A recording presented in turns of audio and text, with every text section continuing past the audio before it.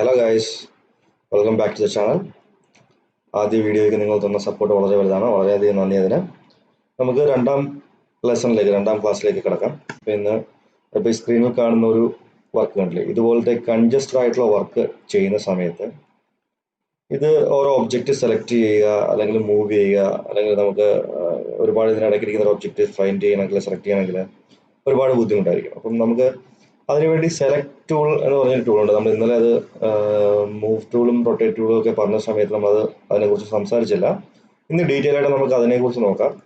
ഒരു select tool വെച്ചിട്ട് എങ്ങനെയാണ് സെലക്ട് ചെയ്യുന്നതും, അതുപോലെ സെലക്ടിന്റെ ഡിഫറെന്റ് ഓപ്ഷൻസ് എന്തൊക്കെയാണ്, സെലക്ട് ബൈ നെയിം എങ്ങനെയാണ്, അങ്ങനത്തെ കുറെ കാര്യങ്ങളെ കുറിച്ചാണ് നമ്മൾ ഇന്ന് പഠിക്കാൻ പോകുന്നത്. അപ്പൊ ഈ വർക്ക് കുറച്ച് ഹെവി ആയതുകൊണ്ട് ഞാൻ ഈ ഒരു ഫയലിലല്ല ഇത് ചെയ്യുന്നത്. ഞാൻ വേറൊരു ഫയൽ ഓപ്പൺ ചെയ്തിട്ട് ആ ഒരു ഫയലിൽ ഈ ടൂൾസ് എങ്ങനെ വർക്ക് ചെയ്യുന്നു എന്ന് കാണിച്ചു തരാം. ഓക്കെ,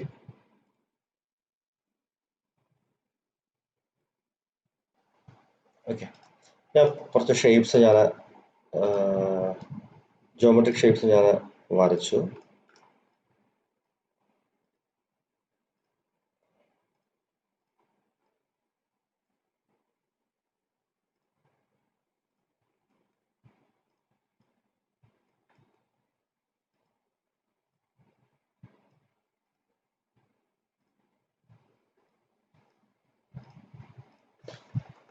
ഓക്കെ, അപ്പോൾ നമ്മൾ ഇന്നലെ പറഞ്ഞിരുന്ന ടൂൾസിനെ കുറിച്ച് move tool, rotate tool, scale tool.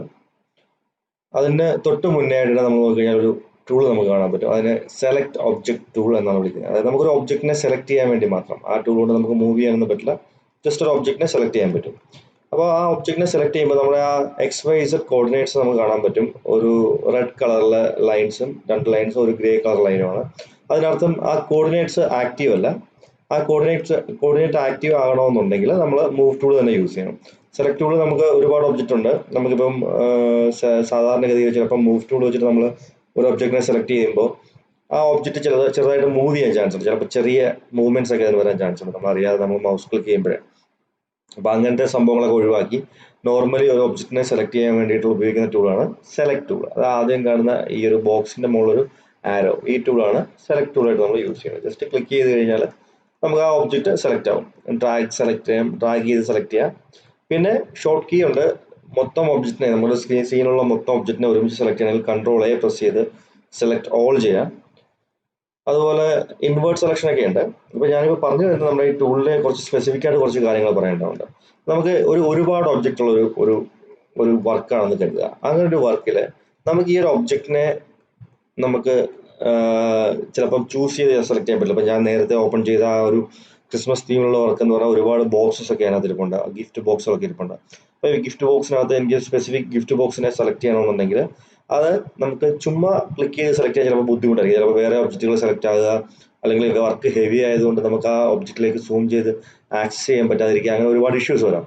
അങ്ങനെയുള്ള സമയങ്ങളിൽ നമുക്ക് സെലക്ട് ബൈ നെയിം എന്ന് പറഞ്ഞൊരു ഓപ്ഷൻ ഉണ്ട്. നമ്മൾ ഈ ഒരു വിൻഡോയിൽ ക്ലിക്ക് ചെയ്ത് കഴിഞ്ഞാൽ നമുക്ക് ഇവിടെയുള്ള ഒബ്ജക്റ്റുകളുടെ എല്ലാം ലിസ്റ്റ് വരും. അപ്പൊ ഇവിടെ നോക്കിക്കഴിഞ്ഞാൽ അറിയാം, ആദ്യം ഒരു ജോമെട്രിക്, നമ്മൾ ഇതിനു മുമ്പേ കണ്ട ജോമെട്രിക് ഷേപ്പിന്റെ അതേ സിമ്പിളാണ് ഇവിടെ കാണുന്നത്. അപ്പൊ അതൊന്ന് ആക്ടിവേറ്റ് ചെയ്ത് കൊടുത്തു കഴിഞ്ഞാൽ ഇവിടെയുള്ള ജോമെട്രിക് ഷേപ്സ് എല്ലാം ലിസ്റ്റ് ചെയ്യും. അതുപോലെ തന്നെ ഡിസ്പ്ലേ ഷേപ്സ് കൊടുത്തു കഴിഞ്ഞാൽ അവിടെയുള്ള ഷേപ്സ് എല്ലാം ലിസ്റ്റ് ആവും. അതുപോലെ ലൈറ്റ് ലിസ്റ്റ് ആവും, ക്യാമറ ലിസ്റ്റ് ആവും. ഓക്കെ, ഇവിടെ നമുക്ക് ഈ ജോമെട്രിക് ഷേപ്പ് ഓൺ ചെയ്തപ്പോൾ നമുക്ക് ഈ സ്ക്രീനിലുള്ള അല്ലെങ്കിൽ ഈ സീനിലുള്ള എല്ലാ ഒബ്ജക്റ്റുകളുടെയും പേര് ഇവിടെ കാണിക്കുന്നുണ്ട്. ഇപ്പോൾ ഓൾറെഡി ഇതിന്റെ ഡീഫോൾട്ട് നെയിം ആയിട്ടുള്ള ബോക്സ് എന്നുള്ള നെയിമിൽ കിടക്കുന്നതുകൊണ്ടാണ് നമുക്ക് ഇത് തിരിച്ചറിയാൻ പറ്റും. അതിപ്പോ ഞാൻ എനിക്ക് ഒരു 5-6 ബോക്സ് ഞാൻ ഇവിടെ വരച്ചിട്ടുണ്ടെന്ന് ചോദിക്കാം. ഓക്കെ, ഇതിനകത്ത് സെലക്ട് ബൈ നെയിം കൊടുത്തു കഴിഞ്ഞാൽ സെലക്ട് ബൈ നെയിം ചെയ്യണമെന്നുണ്ടെങ്കിൽ നമ്മൾ ഇത് എങ്ങനെ തിരിച്ചറിയും? ഇപ്പോൾ 4-5 ബോക്സ് ഇവിടെ ഉണ്ട്. നമുക്കിപ്പോൾ ഏത് ബോക്സ് ആണ് എടുക്കേണ്ടത് എങ്ങനെ തിരിച്ചറിയാൻ പറ്റുക? അതിന് വേണ്ടിയിട്ട് നമുക്ക് ഈ ബോക്സിനെ നെയിം ചെയ്യണം. ഈ നെയിം ചെയ്യാനായിട്ട് നമ്മൾ എന്താ ചെയ്യുക എന്ന് പറഞ്ഞു കഴിഞ്ഞാൽ, നമുക്ക് നെയിം ചെയ്യേണ്ട ഒബ്ജക്റ്റ് ഏതാണോ അത് സെലക്ട് ചെയ്യുക, മോഡിഫയർ ലിസ്റ്റിൽ പോവുക. ഇവിടെ ഏറ്റവും ടോപ്പിലായിട്ട് ഈ ബോക്സിന്റെ ഡിഫോൾട്ട് കളറും ആ ബോക്സിന്റെ നെയിം ഇവിടെ കാണാൻ പറ്റും. ഇപ്പൊ ഇവിടെ ബോക്സ് 001 എന്നാണ് എഴുതിയിരിക്കുന്നത്.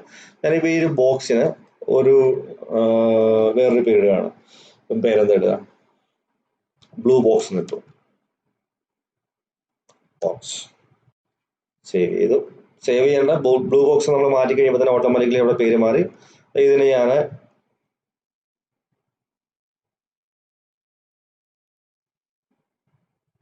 യെല്ലോ ബോക്സ് എന്ന് കിട്ടും. ഇതിന് ഞാൻ പിങ്ക് ബോക്സ് എന്ന് പറയാം.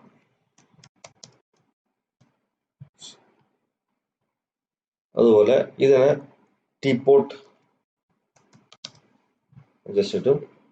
പിന്നെ റെഡ് ബോക്സ് എന്ന് കിട്ടും.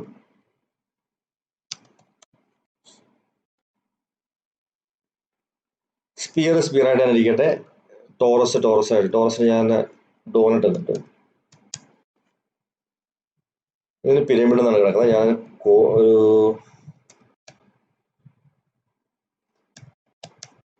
പിരമിഡ് തന്നെ കിട്ടും. കോൺകേവ് അവിടെ കിടന്നോട്ടെ. നമുക്കിപ്പോൾ എല്ലാം കൂടെ ചേഞ്ച് ചെയ്യുന്നില്ല. ഇപ്പം അത്യാവശ്യം നമുക്ക് വേണ്ട സംഭവങ്ങൾ നമുക്ക് ആയിട്ടുണ്ട്. ഞാൻ ഈ സെലക്ട് ബൈ നെയിമിൽ ക്ലിക്ക് ചെയ്ത് കഴിഞ്ഞാൽ എനിക്ക് ഇവിടെ ഞാൻ കൊടുത്ത അല്ലെങ്കിൽ ആ ഒരു ഒബ്ജക്റ്റിന് ഞാൻ കൊടുത്ത പേരുകളാണ് കാണിക്കുക. ഓക്കെ, ഈ പേരുകൾ നമുക്ക് സെലക്ട് ചെയ്യാം. ഇപ്പോൾ ബ്ലൂ ബോക്സ് ആണെങ്കിൽ സെലക്ട് ചെയ്യണമെങ്കിൽ ഞാൻ ബ്ലൂ ക്ലിക്ക് ചെയ്യുക, ഓക്കെ കൊടുത്തു കഴിഞ്ഞാൽ ബ്ലൂ ബോക്സ് എനിക്ക് അവിടെ സെലക്ട് ആയിട്ടുണ്ട്.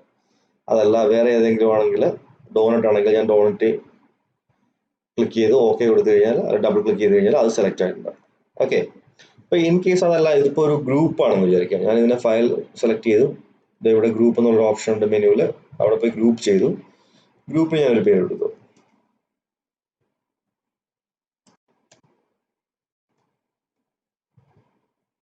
First group.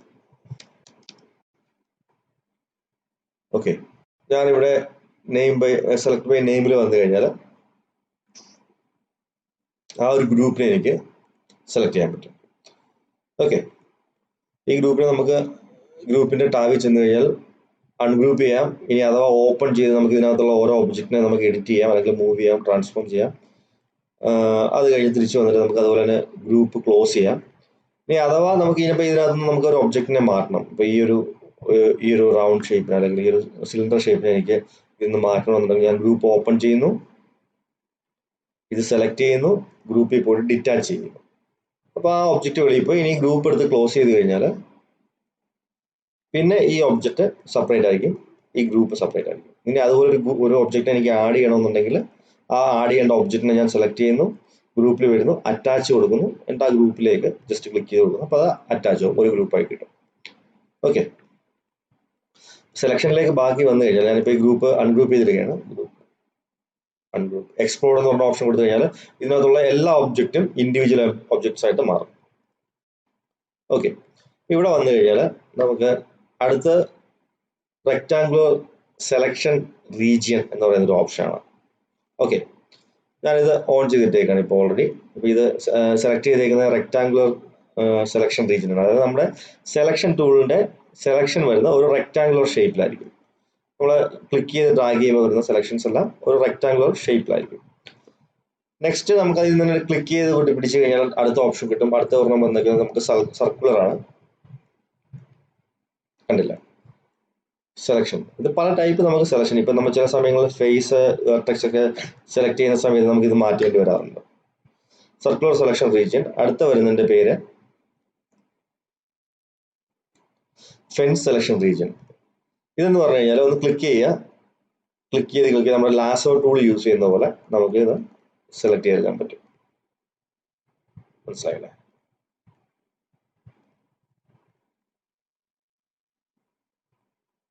Okay, next option വരുന്നത്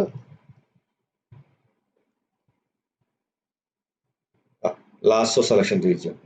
ലാസോ ഉണ്ട് ഓൾറെഡി.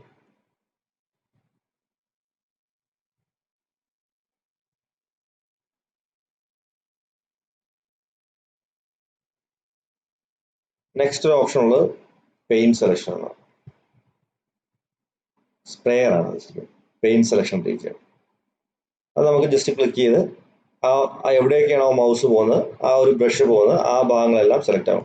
ഇത് വരുന്നത് നമുക്ക് ശരിക്കും പറഞ്ഞു കഴിഞ്ഞാൽ ഒരു ലാർജ് സ്കെയിൽ അല്ലെങ്കിൽ ഒരു ഹ്യൂജ് എഡിറ്റിംഗ് ഒക്കെ വരുന്ന സമയത്ത്, നമ്മൾ മോഡലിംഗ് ഒക്കെ ചെയ്യുന്ന സമയത്ത് നമുക്കിത് ഒരുപാട് ആവശ്യം വരുന്ന ടൂളാണ് ഈ സംഭവം. അടുത്ത് വരുന്നൊരു പ്രധാന ഒരു ഓപ്ഷൻ ഉണ്ട്. ആ ഓപ്ഷനാണ് വിൻഡോ ഓർ ക്ലോസിംഗ് എന്ന് പറയുന്നത്. ഇപ്പൊ ഇതിപ്പം വിൻഡോ ആണ് ഓപ്പൺ ആയി കിടക്കുന്നത്, ക്ലോസിംഗ് ആണ് ഓപ്പൺ ആയി കിടക്കുന്നത്. അതായത് ഞാനിപ്പോൾ ഒരു ഞാനൊരു സെലക്ഷൻ ലൈൻ വരയ്ക്കുകയാണെങ്കിൽ ആ സെലക്ഷൻ ലൈൻ കടന്നു പോകുന്ന എല്ലാ ഒബ്ജക്റ്റും സെലക്ട് ആവും. കണ്ടില്ല? അതേസമയം ഞാനിത് ഓപ്പൺ ചെയ്തിട്ട് അല്ലെങ്കിൽ ഇതിനെ ക്ലിക്ക് ചെയ്ത് ടൊഗിൾ ചെയ്ത് ഇതിപ്പോൾ വിൻഡോ ഓപ്ഷൻ ആക്കിയിട്ടു. നേരത്തെ ക്രോസിംഗ് ആയിരുന്നു, ഇപ്പോൾ വിൻഡോ ഓപ്ഷൻ ആക്കിയിട്ടു. വിൻഡോ ഓപ്ഷൻ ആക്കിയിട്ട് കഴിഞ്ഞാൽ ഈ സെലക്ഷൻ കടന്നു പോകുന്നിടത്ത് എല്ലാ ഒബ്ജക്റ്റും സെലക്ട് ആകില്ല. ഈ സെലക്ഷനകത്ത് അല്ലെങ്കിൽ ഈ റെക്ടാങ്കിളിനകത്ത് കംപ്ലീറ്റ് ആയിട്ട് ഉൾപ്പെടുന്ന ഒബ്ജക്റ്റുകൾ മാത്രം സെലക്ട് ആവും. നമുക്ക് ക്ലിക്ക് ആൻഡ് ഡ്രാഗ് ചെയ്ത് കഴിയുമ്പോൾ പറയാൻ പറ്റും. നമ്മളിപ്പോൾ ഈ ഒരു ടീപോട്ടിന്റെ മുകളിലും ഈ കോണിന്റെ മുകളിലും പിരമിഡിന്റെ മുകളിലും ആ ബ്ലൂ ബോക്സിന്റെ മുകളിലും ഒക്കെ സെലക്ഷൻ കൊണ്ടുവന്നിട്ടുണ്ട്. ഈ സെലക്ഷൻ അകത്ത് വന്നിരിക്കുന്നത് ഒരു ബോക്സും ഒരു സിലിണ്ടറും ഒരു സ്പിയറും മാത്രമേ ഉള്ളൂ. അപ്പം നമുക്ക് നോർമലി സാധാരണഗതിയിൽ ക്രോസിംഗ് ആണെങ്കിൽ ഈ കാണുന്ന എല്ലാ ഒബ്ജക്റ്റും സെലക്ട് ആവണം. പക്ഷെ ഇപ്പൊ സെലക്ട് ആയിരിക്കുന്ന ഈ അകത്തുള്ള ഒബ്ജക്ട്സുകൾ മാത്രമേ ഉള്ളൂ. അപ്പൊ ഇതും ചില സമയങ്ങളിൽ നമുക്ക് ആവശ്യം വരുന്ന ഒരു ടൂൾ തന്നെയാണ്.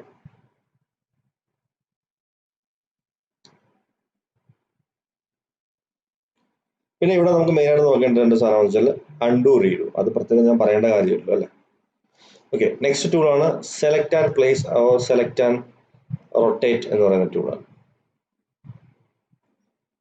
ഓക്കെ, അപ്പോൾ സെലക്ട് ആൻഡ് പ്ലേസ് എന്ന് പറഞ്ഞു കഴിഞ്ഞാൽ എനിക്ക് ഒരു ഒബ്ജക്റ്റ് ഉണ്ട്. ഇപ്പൊ എനിക്ക് ഈ ഒരു ബോക്സിന്റെ മുകളിലേക്ക് നമുക്ക് പ്ലേസ് ചെയ്യണം. അപ്പൊ നോർമലി നമ്മൾ സെലക്ട് ചെയ്യുകയാണെങ്കിൽ നമ്മൾ സെലക്ഷൻ ടൂൾ കൊണ്ട് മൂവ് ടൂൾ കൊണ്ട് ഇത് മൂവ് ചെയ്ത് അടുത്ത് കൊണ്ടുവച്ചു, ഓവർ ക്ലോസ് ചെയ്തു, അതിന്റെ മുകളിലേക്ക് നമ്മൾ ജസ്റ്റ്